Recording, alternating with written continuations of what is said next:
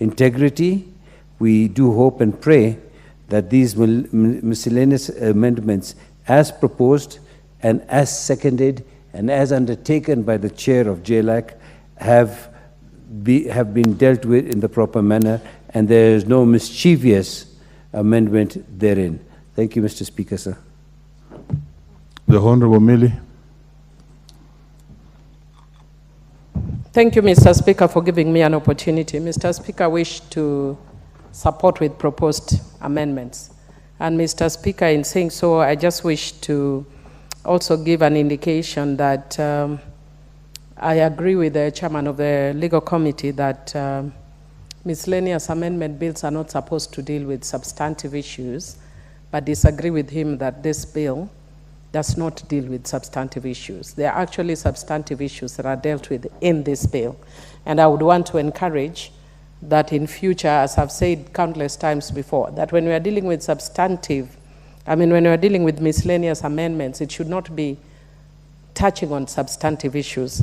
And Mr. Speaker, if you look at this, I've actually counted, I think, about 16 pieces of legislation that are being amended.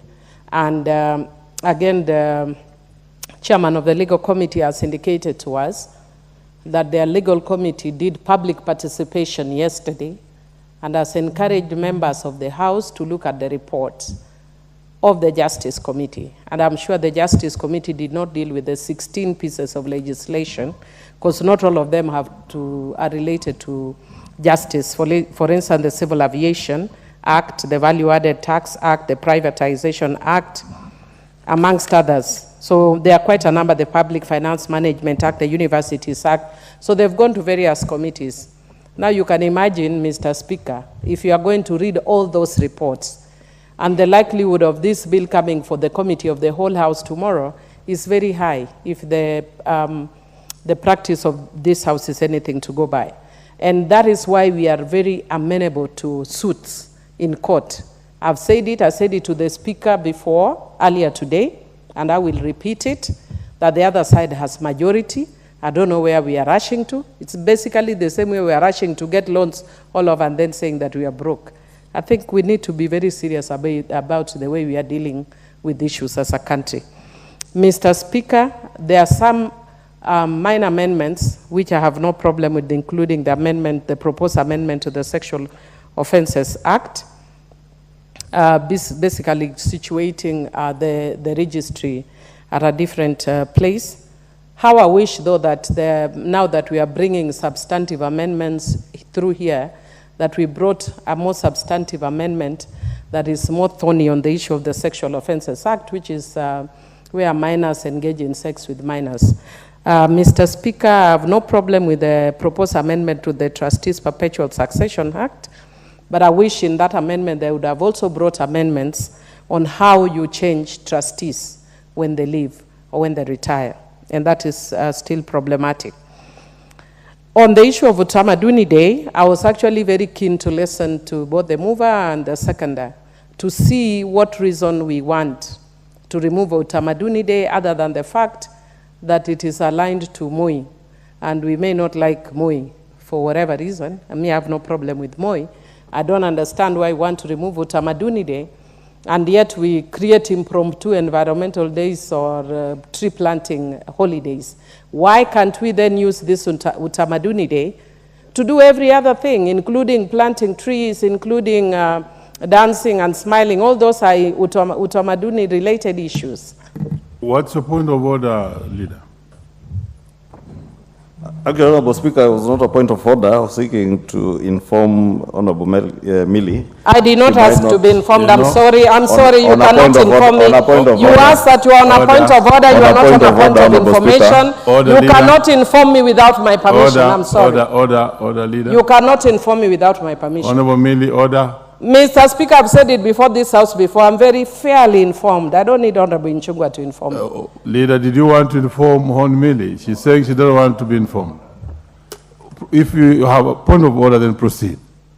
And I thought it was a point of order. Yes, Chair, because Honorable Millie might not have been there when we were moving the bill, and she is debating the bill as it is published, but I did indicate at moving that clause is part of the items that we intend to amend for deletion, because there has been a change following what happened on Utamaduni Day this year. So that particular day of 10th of October will remain being a public holiday, and especially themed around the issue of climate change mitigation. And as much as Millie did not want to be informed, it is good for her to just learn that without being informed, but now she can learn something. Chair, I like to learn things which are substantive, which are intellectual. So I would want to encourage Honorable Ichung'wah, the next time you want to inform me at my intellectual capabilities. Don't inform me over mundane things like that, because those are things that I just raise in passing. But I talk about issues of substance. Mr. Speaker, I have a problem with the proposed amendment to the Traffic Act, Section 1179 of the Traffic Act, which provides that if any unauthorized person removes a notice affixed on a vehicle or tears or defaces the notice, they are guilty of an offense and liable upon conviction to a fine not exceeding 200 shillings. I would want, with your permission, to say it in Kiswahili, shilingi 200. And with your permission, I can say it in Kijaluo, Siling Miareo. Order, Millie. I sought your permission, Mr. Speaker. I never gave you any permission to go mad. I do apologize then. Proceed, Millie. And Mr. Speaker, the reason why I'm saying that is that this amendment seeks to move that fine from 200 Kenya shillings to 200,000 Kenya shillings. And a fine of 500 Kenya shillings to 500,000 Kenya shillings. And I am actually sad that I was not here when Honorable Ichung'wah was moving the tax policy.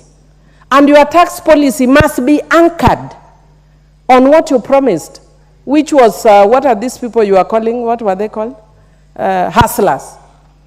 Which also are you going to fine for removing a notice off a car? 500,000 Kenya shillings. Are you living in utopia? Leader, are you living in mass? Order. Are you crazy? Are you mad? Are you mental? Order, Do you need a mental checkup?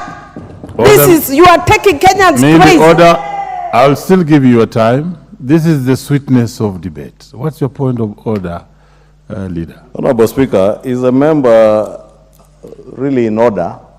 And you've had the kind of unpalatables she is spewing, or asking whether people are crazy, whether they are sick, Honorable Speaker. But more importantly, we are debating the Statute Miscellaneous Amendment Bill. And we concluded debate on the tax policy motion, which was passed this morning. As usual, Millie Odhiambo was not in the House. I'm not sure whether she contributed to the tax policy. And probably to also understand that fines are to deal with people who have a penchant of breaking the law, people who believe that laws are there not to be followed.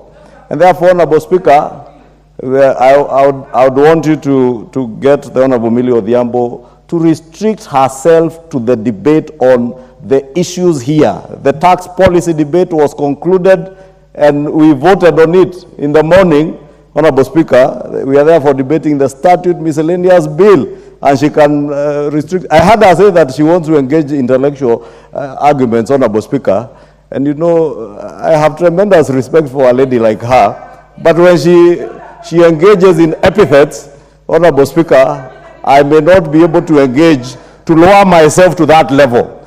You know,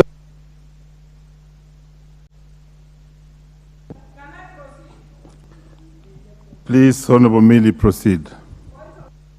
Thank you, Mr. Speaker. Mr. Speaker, I just want to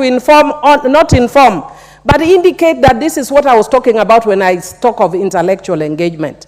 If you listen carefully, you should know that as an esteemed lawyer, when I speak, I know the rules of the House. So I have made a connection between this law and that tax rule. It is actually completely and utterly allowed under our procedures. I made a connection. And I made a connection that says that their policy must be linked with the law that they pass. Your policy cannot be divorced from the law. The law must follow the policy. So I want to tell Honorable Imani Ichung'wah that indeed he knew He actually prophesied that I was going to say something about him. That's why he preempted. And I will repeat, are you mental? Are you out of your mind? Think about Kenyans that you are harassing. Which Kenyan is going to pay 500,000 Kenya shillings for removing a small piece of paper off a car? You are very unserious. Order, Millie. Honestly, you were doing very well, but the language, you don't need to use unpalatable language in the House, and therefore, well, that's spent, but the language is not proper.